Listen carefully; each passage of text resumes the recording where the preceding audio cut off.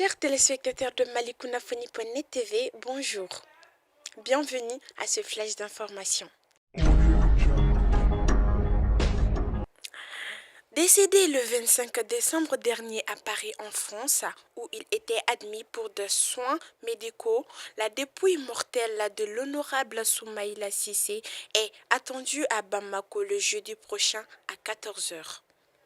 Une source proche de la famille a laissé savoir que les obsèques auront lieu au Palais de la Culture Amadou en Pateba et son enterrement prévu le vendredi 1er janvier 2020. Le programme des funérailles n'est pas connu. Par ailleurs, le gouvernement malien s'engage à de prendre en charge les opérations de rapatriement de la dépouille.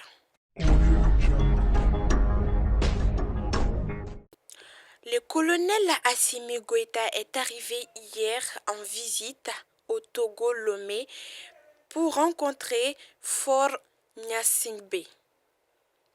Le numéro 2 de la transition serait, selon une source bien introduite, en tournée de remerciements dans les pays de la sous-région aux chefs d'État qui sont aux côtés du Mali et qui continuent d'accompagner notre pays afin qu'il puisse mener à bien la transition jusqu'aux élections.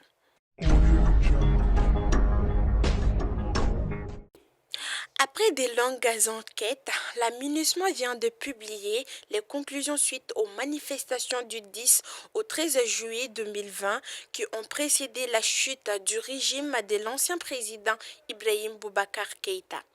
Selon le rapport de l'enquête suite à la répression meurtrière, dont 2 enfants avaient été tués, en plus de 3 autres à Sikasso par des forces de l'ordre qui ont fait usage de leurs armes en utilisation de balles réelles.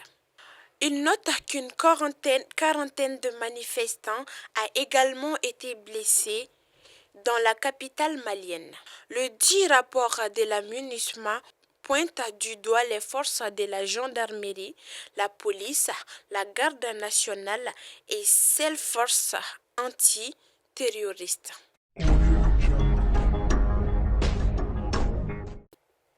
Dans un communiqué, la présidence française a annoncé que 3 soldats français ont été tués lundi par une bombe artisanale dans le centre du Mali, zone des 3 frontières entre le Mali, le Niger et le Burkina Faso. Selon le communiqué de la présidence française, le véhicule blindé de la force antiterroriste française Barkhane a été atteint par un engin explosif improvisé alors qu'il participait à une opération dans la région de Ombori, dans le Gourma malien. Les 3 soldats tués appartenaient au 1er régiment de chasseurs de Thierville-sur-Meuse-Est. Le samedi dernier, en présence du deuxième adjoint au maire de la commune, Al-Kassoum Maïga, et de membres du comité de veille, Madame Bernadette Keïta, ministre en charge de l'environnement, a donné le premier coup de pelle de l'opération d'évacuer 216 000 m3 d'ordures entassées au dépôt de transit de Lafiaboukou, en commune 4 du district de Bamako. Dans son intervention, Madame la ministre Bernadette Keïta a indiqué que les ordures mettent en cause la santé de la population. Arrêté et détenu par les services de renseignement pendant une semaine, Mamadou Koné, trésorier payeur général, Vital Robert Diop, directeur général de PMU Mali, Souleymane Kansagna, receveur général du district de Bamako, Sekou Traoré, secrétaire général de la présidence de la République, Mohamed Youssouf Bachili, alias Rasbach, chroniqueur radio et Agibou Maki, Tall, directeur général adjoint de l'Agence de gestion du Fonds d'accès universel AGFMO, ont été transférés le dimanche 37 décembre dernier au camp de la gendarmerie.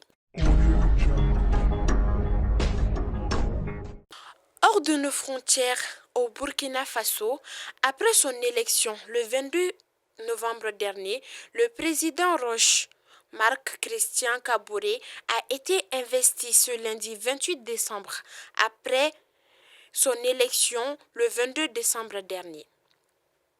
Plusieurs chefs d'État africains et représentants d'institutions internationales étaient présents à cette cérémonie. Dans son discours, le président burkinabé s'est engagé à ouvrir une consultation nationale dans le cadre de la réconciliation nationale et à lutter contre l'insécurité et la corruption. C'est la fin de ce flash d'information qui vous a été présenté par mademoiselle Djeneba Ismaël Niaré. Merci de l'avoir suivi et restez connectés au programme de malikounafoni.net TV.